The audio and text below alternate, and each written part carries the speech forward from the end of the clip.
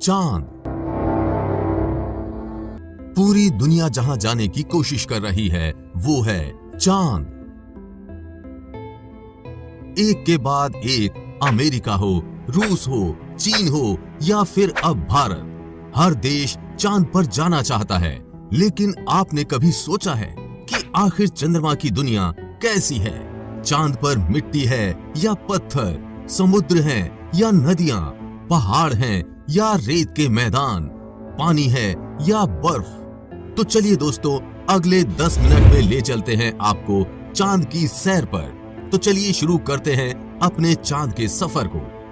धरती से चांद की दूरी 3,84,000 किलोमीटर है। पृथ्वी से चांद तक पहुंचने में सबसे कम समय 4 दिन अमेरिका को लगा है। अगर ये मानकर चलें कि हम अमेरिकी स्पेसक्राफ्ट में बैठकर चांद पर जा रहे हैं, तो हमें वहां पहुंचने में 4 दिन का समय लगेगा। 4 दिन बाद हम चांद की जमीन पर होंगे। चांद की जमीन पर उतरने के बाद जो हमें सबसे पहले दिखेगा वो है चांद की जमीन। आपको चांद की जमीन ऊबड़ खाबड़ नजर आएगी। चांद की जमीन पर हर तरफ आपको दिखेंगे बड़े बड़े गड्ढे।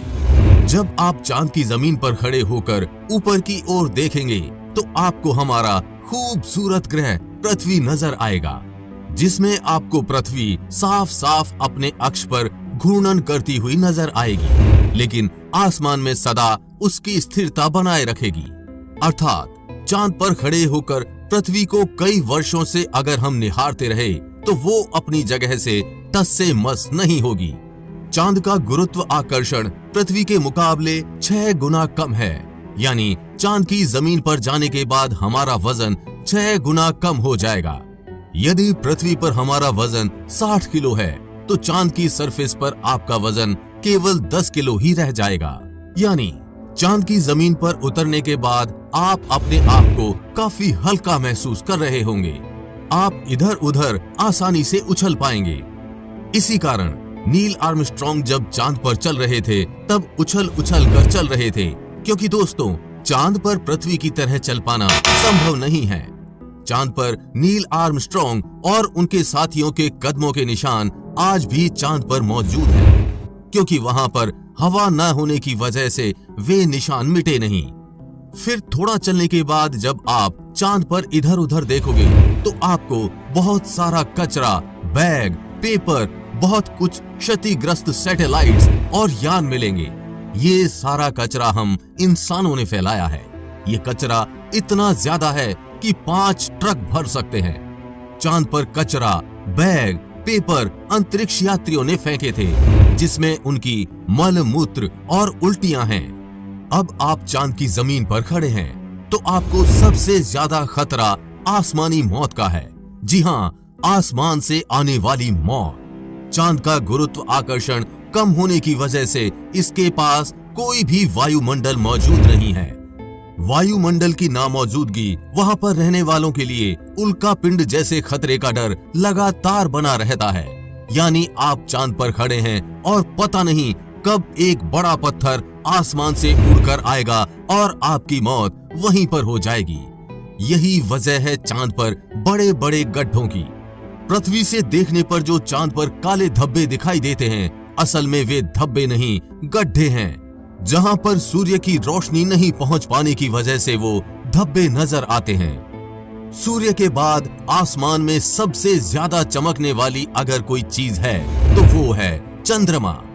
जब हम पृथ्वी के आसमान की तरफ देखते हैं तो हमें नीला दिखाई देता है, लेकिन चांद से आसमान की तरफ देखते हैं तो हमें नीला नहीं बल्कि काला दिखाई देता है। यानी आप जब भी ऊपर आसमान की तरफ देखेंगे तो आपको लगेगा कि आप काले आसमान की दुनिया में आ गए हैं।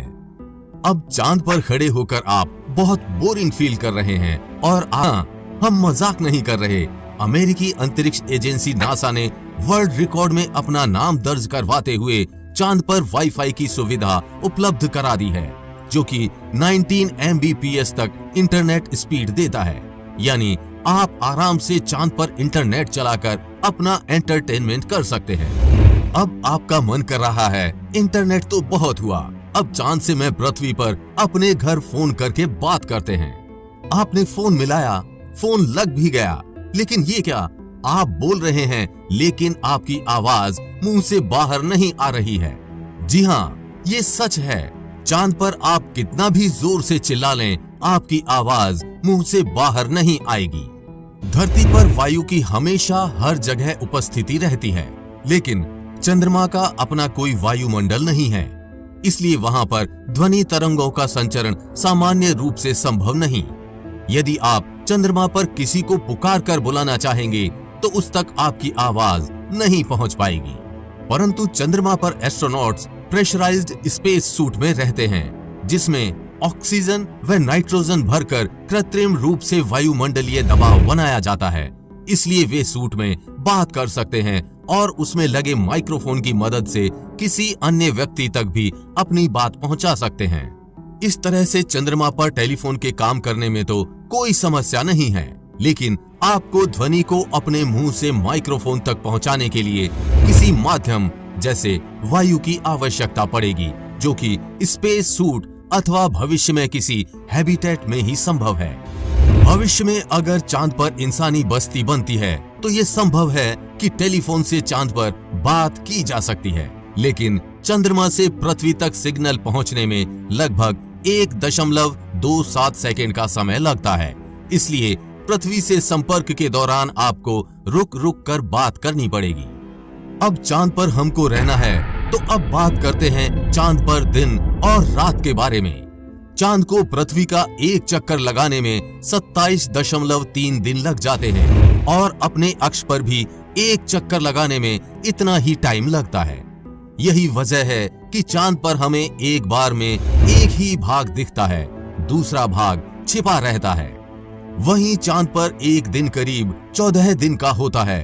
रात भी इतनी ही लंबी होती है, लिहाजा चांद की सतह पर मौजूद वस्तुओं पर रात और दिन का बहुत ज्यादा असर होता है। रात में चांद का तापमान लगभग -153 डिग्री तक गिर जाता है, जबकि दिन में तापमान 180 डिग्री सेल्सियस तक बढ़ जाता है। फिर चांद के अलग अलग हिस्सों की स्थितियां भी अलग अलग होती हैं। माना जाता है कि चांद का साउथ पोल ज्यादा ठंडा होता है। रात तो वहां पर इतनी ठंडी होती है कि पृथ्वी का कोई भी मनुष्य शायद ही उन हालात में रह पाए। बस्तियां बनाने की कल्पना तो दूर की बात है। अगर वैज्ञानिकों की माने तो चांद के साउथ पोल पर दिन में भी तापमान ज्यादा गर्म नहीं होता है, लेकिन रातें बहुत ही ठंडी होती हैं। समय गुजरने के साथ ही ये गिरता है और बर्फ जमने लगती है, जो कि यहाँ इस क्षेत्र में रहने की स्थितियों को और भी भयानक बना देती हैं। इन्हीं भयानक स्थितियों के चलते चांद पर अब तक जितने भी मिशन गए हैं वो सब उत्तरी इलाकों में गए हैं। रात में हमें जो चांद चमकता हुआ नजर आता है, लेकिन आपको जानकर काफी हैरानी होगी कि चांद की अपनी खुद की कोई रोशनी नहीं है। जो चांद पर रोशनी नजर आती है वो सूरज से आने वाली रोशनी का रिफ्लेक्शन है।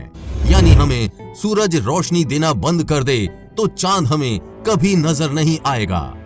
चांद पृथ्वी के चारों तरफ घूमते वक्त अपना एक ही हिस्सा पृथ्वी के सामने रखने के कारण चांद का दूसरा हिस्सा आज तक पृथ्वी के किसी भी मनुष्य ने नहीं देखा है। दोस्तों, चांद पर मौसम नहीं पाए जाते हैं क्योंकि परिक्रमा के दौरान चांद अपनी धुरी पर सिर्फ 1.54 डिग्री तक तिरछा होता है, जबकि पृथ्वी 23.44 डिग्री तक झुकी होती है। इस वजह से दो बातें होती हैं। एक ये है कि चांद पर पृथ्वी की तरह मौसम नहीं बदलते, और दूसरी बात ये है कि चांद के ध्रुवों पर कई ऐसे इलाके हैं जहां कभी सूरज की रोशनी या किरणें पहुंच ही नहीं पाती हैं। यानी घूमते हुए अगर आप चांद के इन इलाकों में पहुंच गए तो बेहद ही भयावह नजारे होंगे। पृथ्वी की वजह से चांद पर मौसम नहीं बदलते, लेकिन चांद की वजह से पृथ्वी पर मौसम बदलते हैं। ये इंटरेस्टिंग फैक्ट आगे आप वीडियो में जानेंगे। पृथ्वी से गोल दिखने वाला ये चांद असल में गोल नहीं बल्कि अंडाकार है। हमारी धरती से हर साल चांद 1.5 सेंटीमीटर दूर खिसकता जा रहा है। हमारे सौर मंडल में कम से कम 135 चांद और भी हैं, लेकिन किसी पर जीवन का अस्तित्व नहीं है। पृथ्वी पर भी आज अगर जीवन संभव है तो सिर्फ चांद के कारण। कैसे? वो ऐसे कि जब पृथ्वी से थिया नाम का ग्रह टकराया तो धरती 23.5 डिग्री तक झुक गई थी, और अगर उस समय चांद ना बना होता तो ये फिर से सीधी हो जाती। चांद के गुरुत्वाकर्षण के कारण ही धरती अब तक झुकी हुई है। इसी झुकाव के कारण धरती पर अलग अलग तरह के मौसम पाए जाते हैं। यदि चांद ना होता और धरती सीधी हो जाती तो दिन और रात दोनों बराबर यानी कि 12 घंटे के होते, और दोनों ध्रुवों पर बर्फ ही बर्फ होने के साथ भूमध्य रेखा का क्षेत्र आग से झुलस रहा होता।